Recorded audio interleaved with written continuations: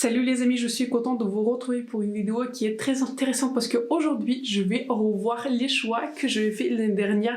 Je vais faire un Get Ready With Me avec tous les produits que je vous ai recommandés l'année dernière. L'année dernière je vous ai recommandé plus de produits que j'ai pu utiliser dans ce Get Ready With Me, mais donc aujourd'hui le plan c'est de reparler des favoris de 2021, de vous dire ce que je pense parce que le vrai test des produits ce n'est pas sur quelques mois, c'est vraiment sur la durée et je vais vous un tout petit peu reparler des formulations si jamais ces formulations restent un tout petit peu le meilleur de chez meilleur parmi ma collection, ou il y a quelques autres produits qui se sont insérés du coup dans mes favoris dernièrement. J'étais en train de réfléchir si je vais juste vous en reparler, si je vais faire une vidéo en mode je vous en reparle comme cela, mais je me suis dit qu'on va se poser, on va faire un Get Ready With Me. Je vais vous parler de tous les produits que j'avais testés du coup en 2021 et je vais vous parler en fait des produits que j'utilise réellement en 2022 par rapport du coup à mes recommandations, etc. Donc je trouve que c'est une vidéo qui est importante à faire, qui est très intéressante et surtout ça me permet aussi de prendre du recul par rapport à ce que je vous recommande, et je vais aussi repenser comment je vais vous présenter mes recommandations de 2022. J'espère en tout cas que cette vidéo va vous plaire. Pour le moment c'est ma première vidéo de ce genre parce que cette année-là c'était ma première année complète sur YouTube et l'année dernière c'était ma première année où je vous ai préparé les recommandations annuelles, mais cette année-là en fait c'était vraiment l'année, en fait les 12 mois complets sur YouTube. Donc voilà, j'espère que la vidéo va vous plaire et n'hésitez pas aussi à vous abonner à ma chaîne et de me laisser un like, c'est important pour moi et pour ma chaîne. Et sur ce, c'est parti pour ce Get Ready With Me avec les favoris de 2021. Bienvenue donc dans ce Get Ready With Me, on revisite les favoris de 2021. Je trouvais que c'était très intéressant de relire les favoris, ce que j'étais en train de vous raconter l'année dernière. Je pense que ce serait aussi très intéressant de revoir l'année prochaine ce que je propose en favori de 2022. Je suis déjà en train de penser quel produit je vais vous mettre en favori 2022, mais je pense que les vidéos seraient très excitantes. Et donc on va commencer par le fond de teint parce que je n'ai pas mis de primer et j'ai l'impression qu'en 2021 je n'ai pas testé énormément de primer, bien que cette année il y a eu beaucoup de favoris en tant que primer. Et on va commencer par le fond de teint et on va revisiter ce fond de teint par Dior. Je porte ce fond de teint par Dior un tout petit peu moins parce que la couvrance est un peu plus légère. Je dirais que c'est une couvrance qui est légère à moyenne, c'est un fond de teint qui est lumineux, mais je pense que je vais plus le réutiliser parce que la couleur de N en fait, pas seulement au niveau de la couvrance, c'est un fond de teint qui est un peu moins couvrant et ce n'est pas ce que je porte le plus en ce moment, mais aussi au niveau de la couleur de N, elle est un peu neutre pour moi. Ce n'est pas un mauvais match, mais j'aurais préféré peut-être que la couleur ait quelques sous-tons qui sont un peu plus jaunes, un peu plus olive. Donc c'est ce genre de couleur que je préfère. L'autre fond de teint que j'ai mis en favori, c'est un fond de teint Hydroflex par Tarte et je vous en ai parlé dans le tag de mes anti-favoris, mais pas à cause de la formulation parce que la formulation elle est vraiment top, mais c'est à cause de la couleur en fait, et Tarte n'est pas connue en tant que marque très inclusive au niveau des couleurs, et je vous en ai parlé du coup de la couleur de Tarte en fait, que le match n'est pas très bon pour moi parce que la couleur elle est un tout petit peu trop sombre pour moi et je trouve qu'au niveau du sous-ton je veux pas trop imaginer quelle autre couleur je pourrais utiliser. Donc voilà, ce sont en soi des bons fonds de teint, je les ai encore, hein. Ils sont toujours dans ma collection, je les utilise occasionnellement, mais voilà, je peux plus dire en fait que ce sont mes favoris. Pour mon concealer, j'ai utilisé mon concealer par Anastasia Beverly Hills, c'est un Magic Touch Concealer et c'est un concealer que j'ai utilisé un peu plus en été, mais je ne peux pas dire que c'est ma formulation préférée. Je crois que quand je vous ai fait des favoris, je vous ai dit que je vais le réutiliser un peu plus en été et je l'ai réutilisé plus, mais c'est une bonne formulation, mais je trouve que pareil, cette année j'ai découvert un peu plus de formulations qui font essentiellement la même chose, qui font couvrir les imperfections, etc. Mais soit au niveau de la formulation qui est plus légère, et cette formulation n'est pas ma préférée parce que j'ai l'impression que cette formulation a tendance à filer un peu plus dans les plis en fait, en dessous de mes yeux par rapport aux autres formulations que j'ai découvertes cette année. Donc voilà, je voulais vous reparler de ce concealer parce qu'en plus la couleur n'est pas vraiment parfaite pour moi, elle n'a jamais été parfaite même en été. Je trouve que la couleur reste un tout petit peu trop sombre, je ne sais pas si je l'ai dit, mais je l'ai donc en couleur 6, donc voilà. Ça, je ne peux pas dire que c'est mon favori. Je pensais aussi que cette année, c'était aussi une année des concealers, et il y avait beaucoup de concealers qui étaient très bons, qui ont été sortis cette année et que je vais tester Donc voilà, je stampe ce concealer du coup avec mon pinceau Sigma en collaboration avec Samantha Ravandal. Et en soi, ce n'est pas trop une mauvaise couleur, mais je ne sais pas. Je dirais que c'est une couleur juste un tout petit peu trop foncée et en même temps le sous-ton n'est pas exact. Je trouve que le sous-ton, il est un peu plus pêche en fait. Enfin, je ne sais pas. J'ai un tout petit peu de mal avec ce sous-ton et je trouve que ce n'est pas le concealer qui est le plus naturel, bien qu'il est couvrant.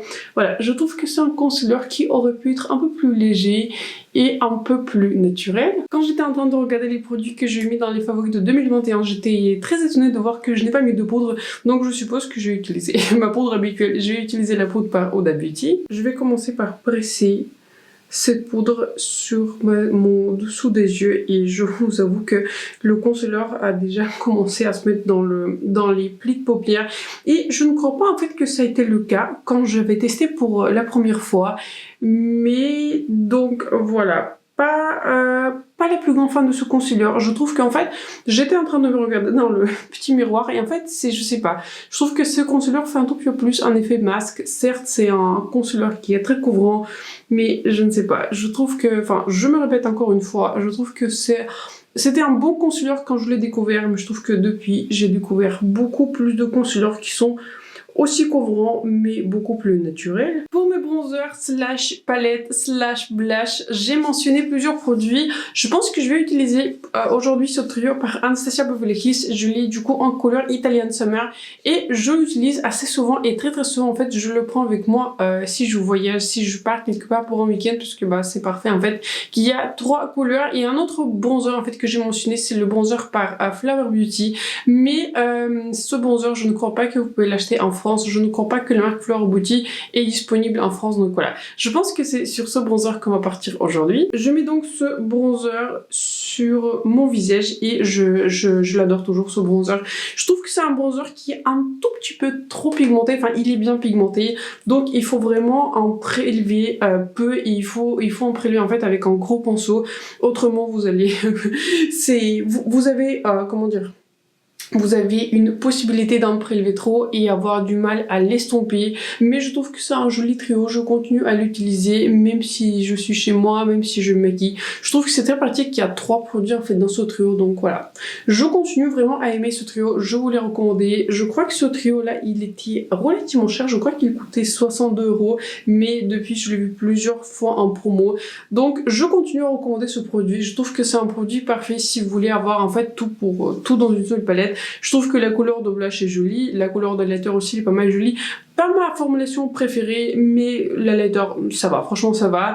Mais pour moi le bronzer en fait c'est le bronzer qui sort du lot dans cette palette. Pour mes blushs, j'avais mis du coup 2 produits. Un c'est la palette Orgasm on the Beach par NARS. Du coup cette palette-ci était sortie en été 2021 et je continue à toujours aimer cette palette. Ma couleur la plus utilisée, bah, c'est une grande surprise, c'est cette couleur aussi, mais en fait je l'utilise souvent. C'est une palette en fait qui reste dans mon tiroir de haut, j'y pense, je me rappelle de ces blushs et en fait j'utilise cette palette limite un peu plus souvent que la palette qui était sortie cette année, que j'ai aussi testé en 2022. Dans la palette de 2022, j'adore le blush qui s'appelle Exhibit A. C'est le blush en fait qui est un tout petit peu rouge, mais cette palette là, je trouve qu'il a été extrêmement bien composée. La formulation elle est super, donc ce produit là reste un énorme favori de ma collection. Je l'utilise très souvent. Je crois que c'est cette semaine que j'ai utilisé ce blush-ci et pourtant voilà, c'est une palette qui est relativement grave, mais je trouve que la formulation de cette palette est vraiment superbe. Et un autre blush que j'ai mis dans les favoris, c'est le blush de Pat McGrath, donc aussi je vous l'ai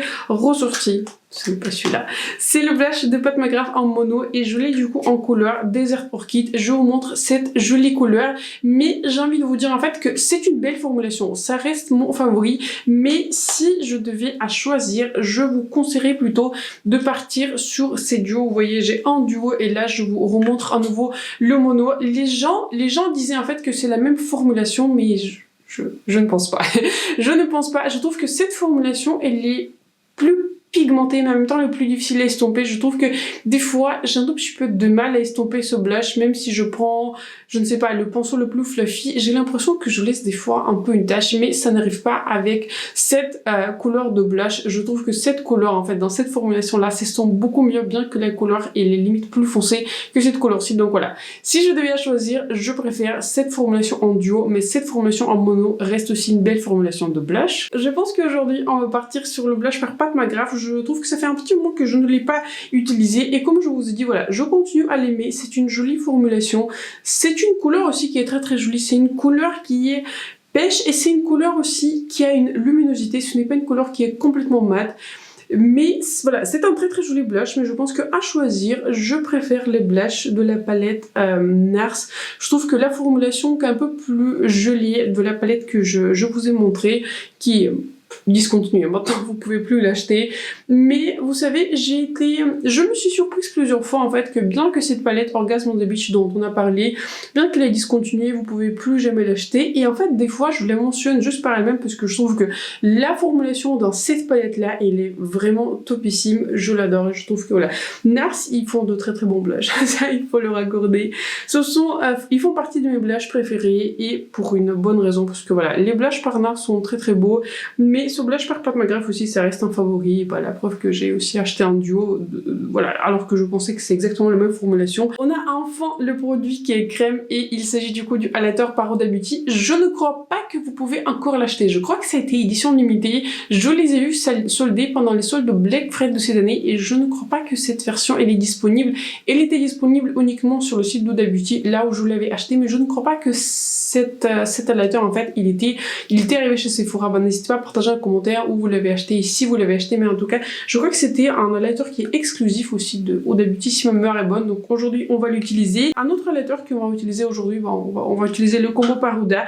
C'est la palette de highlighter. Moi je l'ai en couleur light. J'avais aussi mis un highlighter par Catrice que je continue à aimer et aussi du coup les deux palettes par Dior Backstage que j'ai une couleur 001 et j'ai la couleur 002 Glitch et ces deux palettes là je les adore. Je continue à les aimer. Moi mes couleurs les plus utilisées dans cette palette-ci sont du coup je mélange ces deux couleurs. Bah, quand j'en ai envie, mais ma couleur la plus utilisée c'est la couleur dorée, c'est en général vers ce genre de highlighter que je me tourne et dans cette palette-ci la couleur la plus unique pour moi c'est cette belle couleur qui est pêche. C'est un magnifique highlighter, magnifique couleur et en général je la mixe avec cette couleur qui est un peu plus pailletée. Ce ne sont pas vraiment des paillettes mais cette couleur d'highlighter c'est un highlighter qui est vraiment très fin mais des fois j'ai envie d'aller plus loin donc en général j'ajoute ce genre de topper qui l'appelle un tout petit peu strobe. C'est une sorte de glitter en fait, c'est une sorte de petite paillette microfine pour rajouter encore plus de brillance mais vous pouvez toujours rester avec cette couleur-ci. Donc ces deux palettes là c'est mon tiroir d'eau et reste dans les favoris donc cela je vous le recommande, je les ai déjà utilisés 1 milliard de fois donc je pense qu'aujourd'hui on va partir sur le combo Huda Beauty. J'avais mis un tout petit peu d'highlighter crème sur mon doigt et je la presse ainsi sur mon visage. C'est un beau produit, hein. C'est un bon produit, c'est un beau produit. C'est un highlighter aussi qui est très joli, bien que voilà, je l'utilise pas si souvent que ça. C'est une belle formulation, mais je ne sais pas, je ne tourne pas si souvent que ça en fait faire des highlighters qui sont crème. Je pense que de manière générale, je préfère des highlighters qui sont poudre. Je trouve qu'ils sont plus faciles à utiliser, plus faciles à maîtriser, bien qu'il y ait quelques exceptions cette année. Mais donc voilà, cet highlighter là, je ne l'utilise pas si souvent que ça. Je me rappelle que je l'ai dans ma collection et ça m'arrive de l'utiliser occasionnellement, mais donc voilà, ce n'est pas mon produit le plus utilisé, bien que voilà, je l'aime bien, ce n'est pas du tout un produit collant, c'est un produit qui sèche assez rapidement. C'est une jolie couleur dorée, mais comme je vous ai dit, je ne crois même pas que vous pouvez encore l'acheter. Maintenant, on va passer à la palette d'highlighter et j'ai utilisé cette palette par Huda Beauty. Et en général, dans cette palette, je mélange du coup ces deux couleurs pour que ce soit un tout petit peu plus adapté à ma carnation et ça donne voilà, une sorte de highlighter qui est doré. C'est une jolie formulation, je sais que cette formulation n'a pas fait l'unanimité parmi les gens en fait qui ont fait des revues sur le maquillage, mais en soi j'aime bien ces highlighters. Ce ne sont pas mes highlighters qui sont préférés. Si je devais on va dire revisiter ma position et vous recommander à nouveau les highlighters, je pense que je vous ai recommandé les yeux fermés mes highlighters par Dior Backstage, mais Dior Backstage ils sont aussi plus chers. Donc c'est une jolie formulation par Huda Beauty, mais donc voilà, je ne peux pas vous dire que ce sont mes highlighters qui sont préférés. En général je ne le fais pas, mais je pense que je vais rajouter un tout petit peu de spray parce que ma base n'est pas ma préférée, on va dire comme cela. Et je pense que c'est dû vraiment au concealer que, bien que j'ai fixé, commence à complètement partir dans les plis. Enfin, je sais pas, mon visage a l'air super sec, donc je vais ajouter un tout petit peu de ce spray par terre. On va maintenant passer aux sourcils et je vais commencer par cette pommade par Benefit. Cette pommade reste un énorme favori sur ma chaîne de manière générale. Je l'utilise assez souvent, je ne l'utilise pas tous les jours parce que je préfère les crayons. En général, c'est plus rapide, mais en général, si j'ai besoin que mes sourcils tiennent, depuis que je l'ai fait jusqu'au démaquillage, sans que ça bouge, sans que ça change de couleur, j'utilise systématiquement ce produit. Ce produit, il est superbe, il est pour moi unique de ma collection parce que j'ai la seule pommade pour les sourcils, mais c'est un très très beau produit. C'est un produit qui est longue tenue, très facile à utiliser, en tout cas je le trouve facile à utiliser et de manière générale voilà, je n'ai pas changé d'avis, ce produit reste un énorme favori pour moi. Je n'utilise pas ce produit tous les jours parce que voilà, il faut prendre un pinceau, il faut prélever ce produit, il faut doser ce produit, mais c'est un produit quand même que j'utilise beaucoup. Et si j'ai le temps, etc., si je suis pas pressée, j'aime bien utiliser cette pommade parce que je trouve que elle est à la fois facile à utiliser, elle est longue tenue, je trouve que la couleur elle est parfaite, je l'ai en couleur 4.5. Et de manière générale, voilà, je trouve que c'est vraiment un superbe produit. Je suis contente en fait d'avoir ce produit parce que comme je vous disais, je n'ai aucun autre produit. Et j'ai l'impression qu'en fait dernièrement on n'a pas trop de pommades. Je n'ai pas en tout cas vu beaucoup de produits pour les sourcils qui étaient sortis du coup en 2022. Donc ce produit reste très très bon et je trouve que voilà, il n'est pas si difficile que ça à utiliser. Je trouve pas qu'il est extrêmement pigmenté, bien que voilà, il faut bien le doser. Mais c'est un très très beau produit par Benefit, je l'aime vraiment énormément. J'avais également mentionné en favori ce gel à sourcils par la marque de Beauty Bay et je continue aussi à l'aimer et à utiliser occasionnellement, mais c'est comme pour la pommade par Benefit, il faut que je prenne un petit spray, il faut que je prenne un goupillon, il faut que j'utilise, donc voilà. C'est un produit un peu plus chronophage, en général je me tourne vers des gels qui sont, vous savez, juste avec un goupillon, c'est beaucoup plus rapide, mais quand j'y pense, je l'utilise, c'est un très très bon produit. Ce n'est pas un produit qui est extrêmement longue tenue, je trouve que le gel par Benefit, il est un peu plus longue tenue, il est encore plus en fait sculptant des sourcils que ce gel par Beauty Bay, mais c'est un bon produit et c'est, je trouve, une belle alternative à Petit Prix. Et pour moi surtout, voilà, quelqu'un qui a des sourcils qui sont foncés. Aussi un autre avantage de ce produit dans ce genre de format, qui ne laisse pas du tout de résidus blancs, ce que j'apprécie en particulier. Le dernier produit que j'avais recommandé l'année dernière et qui est toujours resté un favori, c'est un feutre par NYX. Moi je l'ai en couleur H brun et figurez-vous, c'est toujours le même, alors que je l'utilise en fait pas mal, c'est toujours le même crayon. Je trouve que c'est un très bon produit, c'est un produit qui du coup n'a pas séché en une année, ce que je trouve qui est très très impressionnant pour le feutre. Donc je dessine juste quelques poils pour rajouter encore plus de volume à mes sourcils. On va continuer avec les produits pour les lèvres et je vais finir par mes ombres paupières. Et en tant que crayon pour les lèvres, j'ai mentionné le Lip Contour par Huda Beauty. Je l'ai en couleur Warm Brown, je l'ai encore, je l'utilise mais pas si souvent que ça. Mais on va utiliser aujourd'hui Buxom Lip Plumping Liner et je vous montre quand même, j'en suis très fière. Je vous montre quand même ce qui m'en reste et bah c'est tout ce qui me reste. Voilà. Bah, la preuve est là. Donc ce liner, reste un favori. Je ne sais pas si je vais le racheter parce que la marque Buxom n'est pas présente en France et je ne crois pas que vous pouvez l'acheter.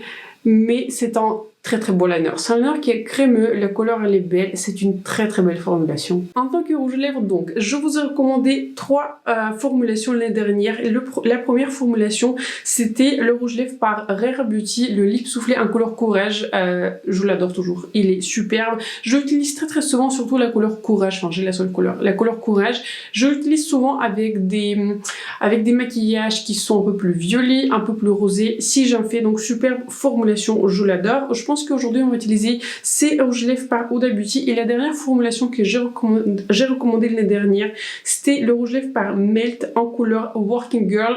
Ce rouge là aussi je l'adore, c'est une formulation qui est très très mat et c'est une formulation Working Girl par Melt. Il est très longue tenue et la couleur elle est très très belle, très unique. C'est un nude qui tire un peu plus vers le jaune, mais voilà, la couleur elle est topissime, je l'adore, c'est l'un de mes rouges les plus portés. Mais je pense que ces rouges par Huda Beauty sont un petit peu moins portés par moi, donc je pense que c'est ces rouges là qu'on va utiliser aujourd'hui. Je vais utiliser juste la couleur en presse et je la presse sur le centre de mes lèvres. Voici donc ce que le rouge à lèvres en couleur en presse donne et je trouve que c'est une belle formulation, bien que cette année j'ai découvert d'autres formulations qui sont lumineuses, qui sont confortables, etc. Mais je trouve que le problème de cette formulation, c'est pas le problème de la formulation, c'est plus au niveau de la couleur. Je trouve que la couleur que je porte, la couleur qui s'appelle en presse, elle est un peu trop claire et la couleur Asla, c'est la couleur qui est un tout petit peu rosé, alors que voilà, c'est une gamme, en fait dans cette gamme quand elle est sortie, il y avait une sous-division en fait qui était rosée et ça c'était la sous-division qui était beige, mais voilà, Huda il nous fait pas très souvent des vrais beiges, donc voilà, pour moi je trouve que c'est une formulation qui reste belle, mais au niveau de la couleur, j'aurais préféré que cette formulation et ces couleurs soient beaucoup plus beige, beaucoup plus pêche, beaucoup plus chaude, alors que ces couleurs il tire toujours un tout petit peu vers le rose. On va donc terminer par les produits pour les yeux et je pense qu'on va revisiter aujourd'hui cette palette par Viseart. Je crois qu'elle était bien dans mon top 5 des palettes de 2021. C'est une palette qui se présente ainsi, c'est une très belle palette, bien que voilà, je l'utilise pas si souvent que ça parce que la Color Story elle est assez sombre, donc je me suis dit c'est l'occasion de la revisiter aujourd'hui et je vais revisiter aussi le Dazzle Stick par KVD et c'est l'occasion de vous en reparler. Je vais commencer par cette couleur mat. Je vais commencer par mettre cette couleur à l'extérieur de ma paupière et je l'étends dans mon creux de paupière. Cette palette aurait pu bénéficier d'un beige, ça serait vraiment pratique. Donc avec cette Color Story, tous les looks en général tournent assez sombres. C'est une Color Story qui était assez originale pour Viseart et c'était une Color Story qui était très originale pour l'année dernière. Ce n'est pas une palette que j'ai très souvent réutilisée, mais ça reste une belle palette et vous savez, j'avais acheté récemment la palette San Francisco par Viseart que j'aime du coup énormément parce qu'elle comprend des beiges, hein, qui est étonnée et je pensais en fait justement recomposer une palette un tout petit peu parfaite pour moi avec les fards à paupières par Viseart parce qu'on peut changer les fards parmi les palettes. Donc cette palette là manque clairement des beiges pour que cette palette soit un peu plus utilisée par moi, mais ça reste une très belle formulation, les couleurs restent très jolies et comme je vous disais, une Color Story très originale par Viseart. Je prends maintenant ce beige clair, je vais passer très légèrement avec cette couleur par dessus des bords de la couleur précédente pour mieux les estomper. Après cette étape, on va passer maintenant au Dazzle Stick par la marque de KVD et je l'ai en couleur Electro Bolt. Si vous vous rappelez, si vous êtes suffisamment ancien, sur ma chaîne, je ne l'avais pas acheté, je l'ai gagné dans un concours Sephora 2 millions et je l'applique ainsi.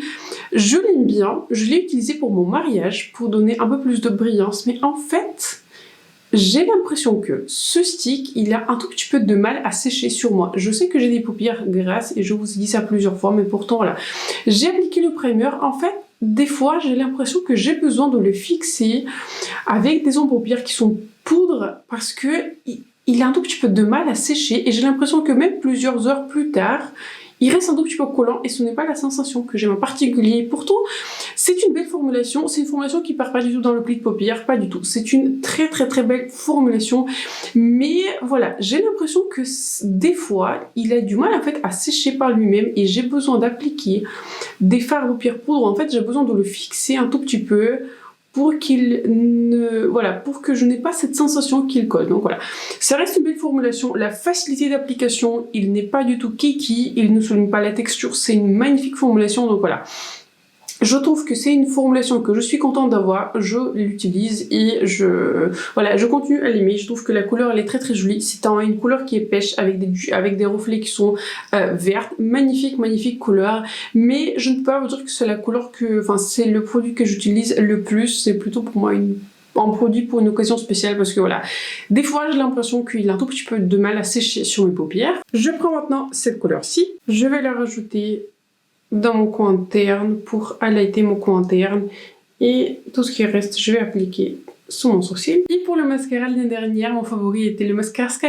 par Maybelline qui reste un favori que j'avais terminé et j'ai un nouveau full size en fait qui m'attend que je n'ai pas encore ouvert, mais cette année j'ai celui-ci qui est ouvert, qui l'a un tout petit peu battu peut-être. On verra du coup à la fin de l'année quand je vous ferai mes recommandations. Mais donc voilà, je vais utiliser aujourd'hui ce mascara parce qu'il est ouvert. Voici le maquillage final avec tous mes favoris de 2021. Je vous inclus comme d'habitude une image rapprochée de ce look. Je trouve que ce maquillage finalement il a très bien tourné avec le mascara, avec le liner. Je trouve que voilà, ça a plutôt bien réussi et je trouve que finalement je vous fais des recommandations qui sont pas trop mal. Et surtout vous voyez, c'était aussi très intéressant pour moi de voir qu'est-ce que je vous ai recommandé en 2021 et finalement comment les produits ont survécu sur la durée. Donc je conclus que je vous recommande plutôt des bonnes choses. Et voilà, je trouve que les formulations sont bonnes et je trouve que de manière générale, je n'ai pas changé d'avis tant que ça. Bien sûr, cette année, il y a d'autres produits qui sont rajoutés, d'autres produits qui ont probablement remplacé beaucoup de mes favoris de 2021, mais c'est toujours comme ça, vous voyez. Le monde de maquillage ne reste pas sur une place, forcément, il y a des formulations qui s'améliorent.